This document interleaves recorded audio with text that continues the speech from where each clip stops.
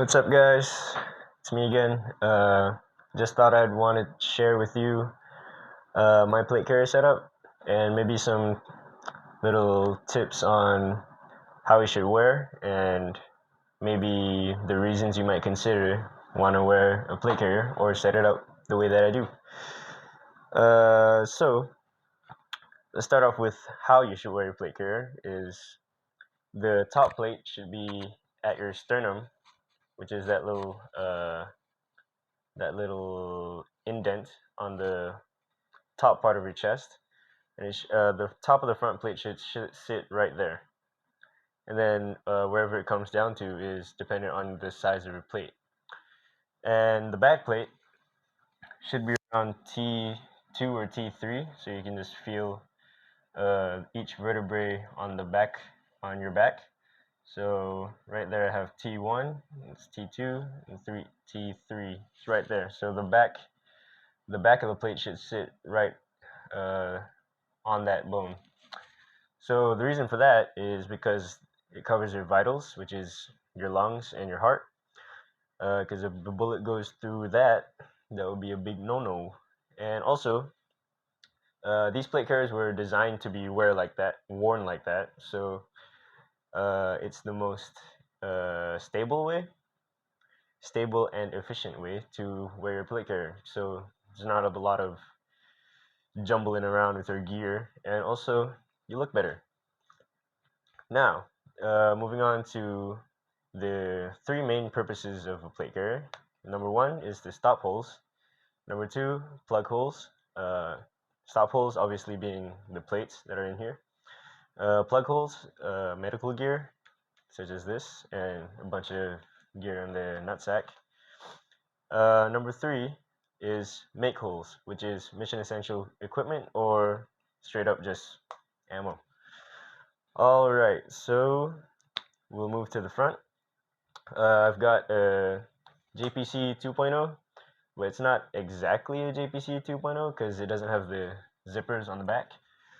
But more or less, it looks like a JPC 2.0. So on the left, my left shoulder, I've got this Earmor M32 push-to-talk, specific to these headsets, which I'll admit was a pain to get the push-to-talk to work because I used a different knockoff PTT for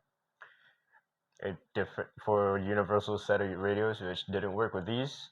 So if you're getting the real Earmor M32s, pair them up with the real push-to-talk for these because it won't work otherwise. So moving up front, I got my patch. This is my ID patch, I guess. These glow in the dark, which is pretty cool. And in the front, there's an admin pouch in the front here, so you can just put like pens or whatever for admin work, taking notes, whatever, notebook. And then in the front, I got a triple magazine pouch inspired by Blue Force gear, but it's not actually made by Blue Force gear. It's made by Edo gear, I think, or Emerson, whichever one. But they work in the same way. These I would recommend running with a dump pouch because once you take these out, shake one out right now. It's kind of hard to index it with one hand. Crazy.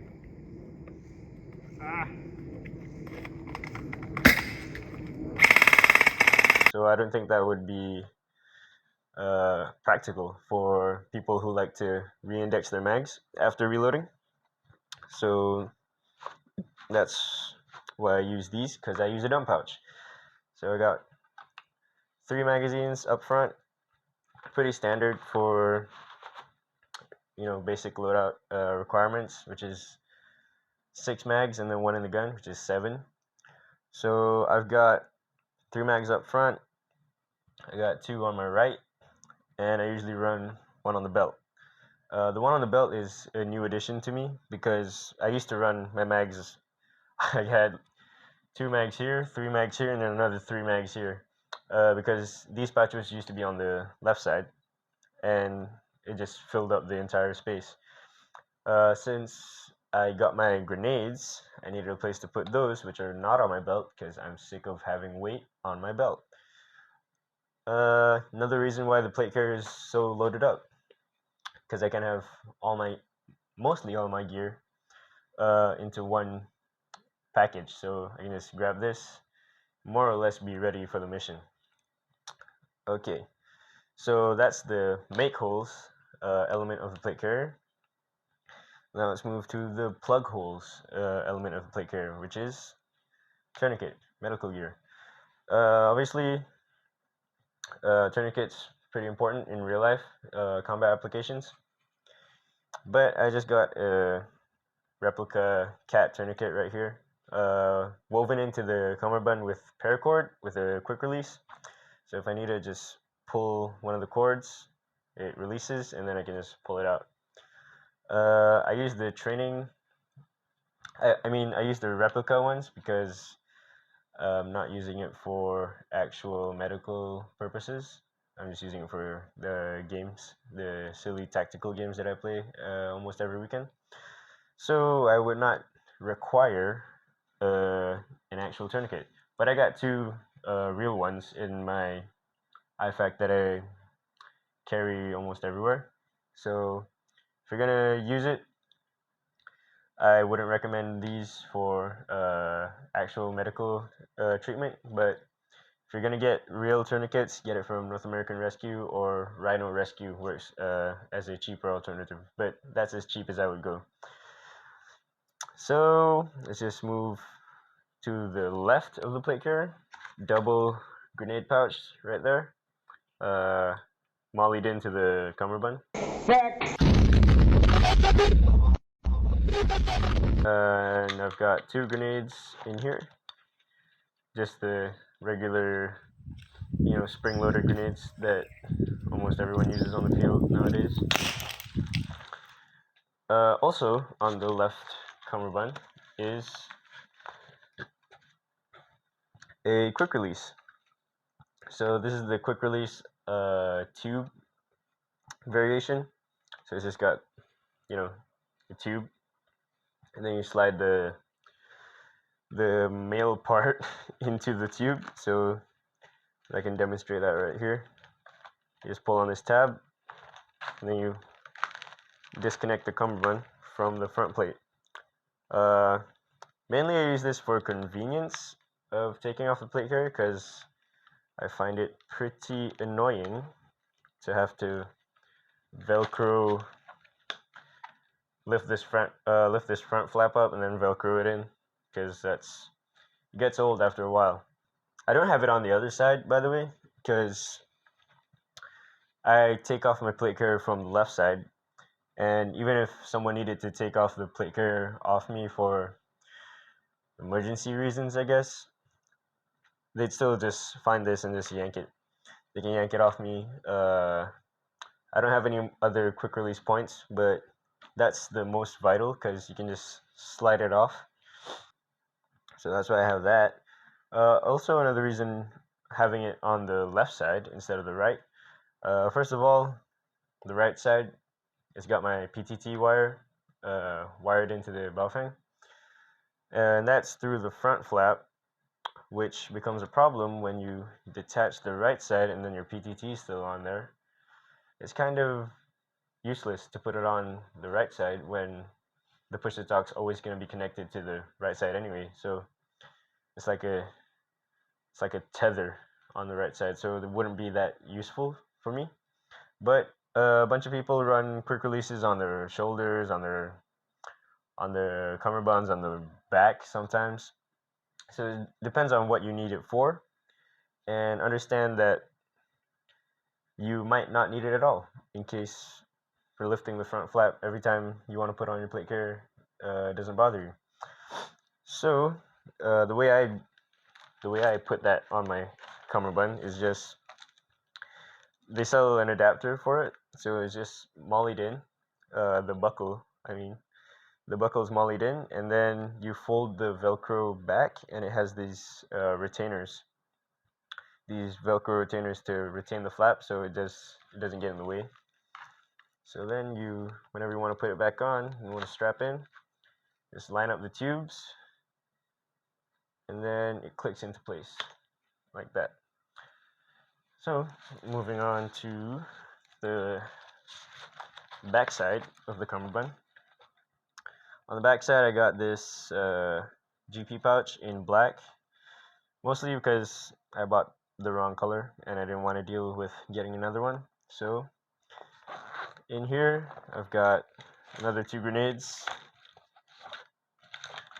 and there's still a lot of extra space here for water bottle, batteries, glow sticks, whatever I need. And that's on the back part, left side, sorry. It's on the back right here, so I can't really reach that.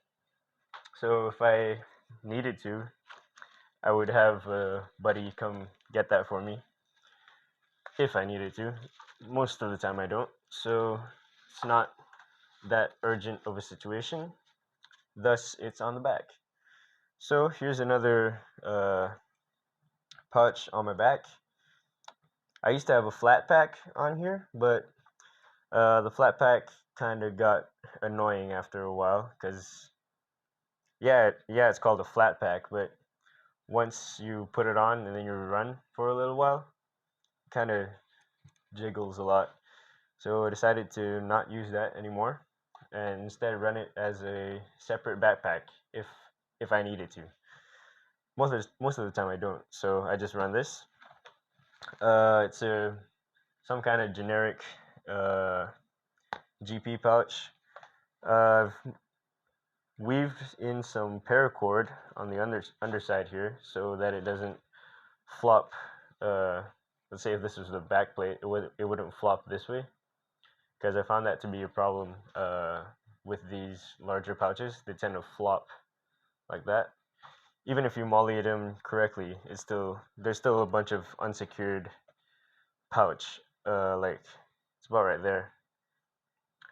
And then that starts to flop, and then you start getting annoyed, and then you get shot, and then you get even more annoyed. Friendly fire.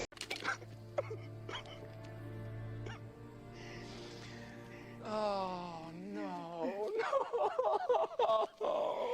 So, trying to reduce the annoyance factor. I've got a cool reflective glow-in-the-dark Shaka Patch. I don't know if it's called Shaka or just Jambo, whatever. It's the call me sign. Alright, so inside here I've got paracord, a lot of different uses, but mostly for securing gear to either the vest or the helmet. I've got nods here, so maybe I wanted to tie the nods in case these bungees fail. There's a bunch of different uses. I'm not going to go into that right now. So I've got 3 Stanag mags here. This is the ammo bottle, aka baby bottle, whatever you want to call it. I just fill these up with the gel balls. But there's still a ton of space here for whatever you might need. I don't need that much, so I don't carry that much. I just want to minimize the gear that I need to play the game. And on the right side, I've got two magazines in a double magazine pouch. They got the bungee retention on it. Use these upside down because when you're in that position, drawing from the side of your body up, you gotta cant your body in some extreme way to get that magazine out. So I just decided to mount it upside down. That solves that problem. And also why it's on the right instead of on the left, which is what I normally use to reload. It's on the right side because it's not really, I'd say, an emergency reload. Let me clip this into my mouth.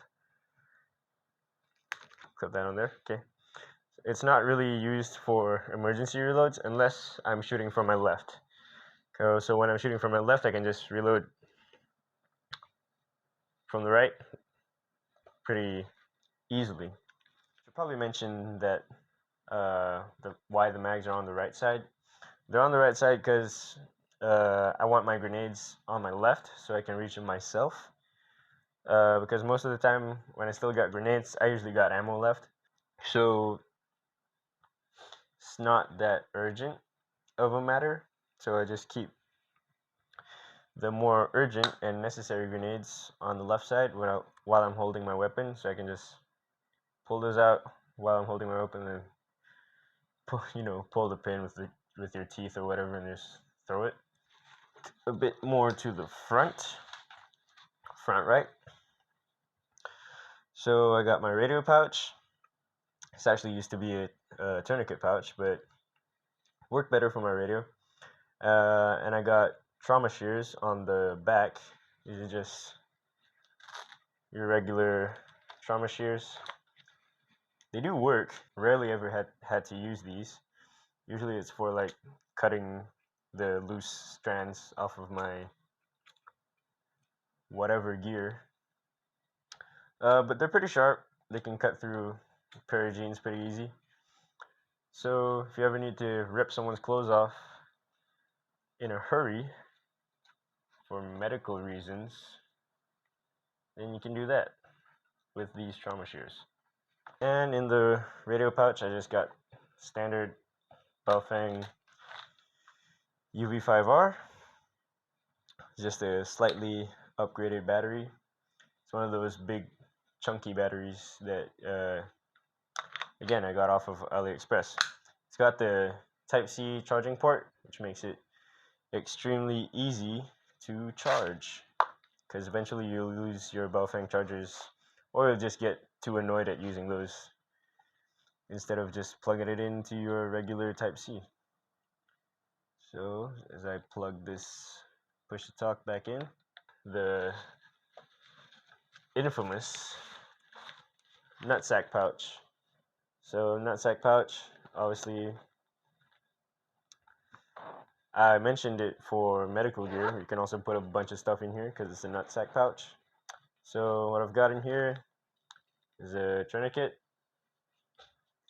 I've got a green microfiber balaclava. This comes in handy a lot for wiping the cameras and lenses that I got on my helmet. Also, it helps a lot with sweat because I sweat a lot in my helmet. Next is another mission essential piece of gear, the mag pick. This is just 3D printed, and it's used for my mags when I want to fill them. It's because these mags, they open from the top. As you can see, those terminals there. So you can just use these to pick them open, because it's pretty stiff most of the time. So you can just open that, use the baby bottle, and just fill it. So that helps a lot with my endeavors. So if your plates start to sag and they ride up too much, you look kind of dumb, kind of stupid. So put your plates at the right height, look cool again. Also, another thing to mention is balancing. You can see here that my plates sit almost at the same level. The back side's a bit higher because the front's weighed down with all this gear. So if you're gonna place gear on your plate carrier, probably try to even out the weight on the front and back so you don't tilt back or you're hunched forward. That's gonna cause a lot of back problems, and back problems aren't good when you start getting old. So I think that's all I got to say about my plate carrier setup. If you guys got any recommendations or suggestions, any other questions that I forgot to explain, feel free to put it down in comments. I reply to every single comment that I get. So I think that's all for now. See you later, guys. Oh, I don't have my light. That's why. Oh, let's try like showing stuff. This is the stuff. This is the things, and this is things. There's a bunch of things. Morning, afternoon, evening to everyone. Now this just feels like a presentation. How I wear it, and I'll teach you guys. I'm not teaching anything. Come on.